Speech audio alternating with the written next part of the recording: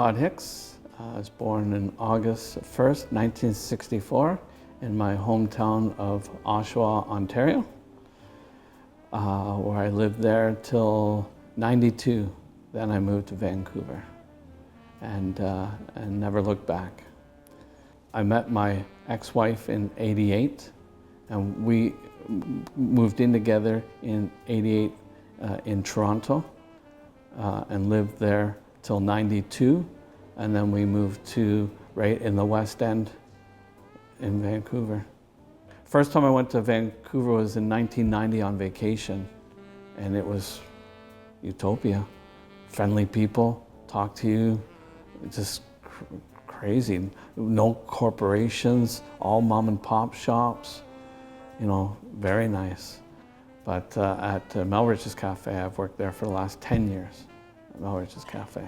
Melrich's is an independent cafe in the heart of the West End in Vancouver, British Columbia. Yeah. What's the difference between Melrich's and Starbucks? Melrich's is all customer-based, community-based. All the great people who want a place to connect, a place where they can network. There's new artists every single month, and they're allowed to sell their art, and all the money goes to them. Doesn't matter who you are, the age, wherever you're from. It's a great place for people to come and have a coffee and fit in. And I know people come from far away, and they only come there because of what a great place it is, and what the owner has built and maintained, and wanted to keep it small and very personal, and kind of turn the place over to the people who come there, and let it. It's a free flow. So my partner I lived with for 20 years. Passed away about 8 months ago, and so I had to take care of getting her funeral organized and take care of everything that's involved in someone who passes away, including arranging her funeral and attending her burial with my best friend CJ, who I worked with at Melrich's, who helped me through this process and was by my side during her passing.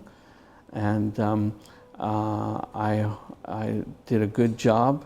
It's not something people know how to do, but I did a good job at giving my good friend the proper burial, and may she rest in peace and be in God's hands where she wanted to be. So I had purchased this angel, which represents Marilyn, and so this is my homage to her. My concept was that she's in heaven now, and this represents her as an angel that I keep here with me always. I don't take it off, and there she is. So it was approximately 1 month after the passing of Marilyn that I suffered a stroke in my sleep, which I didn't know had happened. It wasn't until I went to work and I didn't have the mental capacity to figure things out. And so I called my friend CJ, who came and got me some help and took me to the hospital, and I spent 2 weeks in the hospital recovering from my stroke. With such a medical procedure, I guess, I had to be released from the hospital in the care of somebody. So my family came from Ontario to get me and proceeded to take me back to Ontario, where they thought that that was the best route to go at that moment of my stroke. So I packed up everything, got rid of everything, and moved to Ontario. And after seeking medical attention in Ontario, it was time for me to come back home where I belong in Vancouver, British Columbia, where it is the best place to live. and the best people and the best friends. And so here I am, back where I belong. So I've kind of struggled my whole life with, or as anyone, trying to be who I am and what's important to me. People don't get me or understand me or think that, well, you need to be a different way, but I have never changed. I may not be the success that other people are, but I've chosen to, maybe to my detriment, to be myself. I've been in many long-term relationships that all ended not by me, but by others who I guess I wasn't their jam. But I can only be me, and they needed someone else. So I've had a long history of being dumped by people that I no longer fit their jam. What can I do? You can only be yourself. I try and tell people to be who you are and let it fall where it falls. It's funny when people, say, oh, I don't get you. It's like, I don't know what to say about that, but I think it's best to live your true life and be, people have given me all kinds of advice about, you need to do this and you need to do that. And it's like, well, this is my life, and it doesn't fit what you think it should be, but I just am. I'm not really nothing, and I don't have a lot of money, and I don't have a lot of things, but I live my life according to how I like to live it, not for someone else. A lot of people do. Music has been my life in terms of listening to music and going to concerts and movies and going to movies, but mostly watching my most favorite movies at home is something I really enjoy. And I absolutely love coffee, and I love meeting up with people and just talk about life, talk about music, talk about films. It's not everyone's style, but that's my style.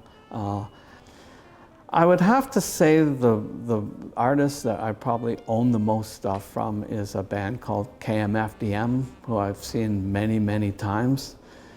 I have followed them from conception, really. Own a lot of their music, vinyl, DVD even, yeah.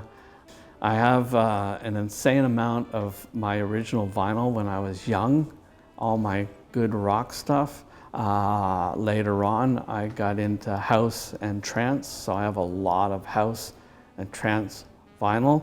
DJ Shadow is my favorite DJ, probably one of my favorite artists.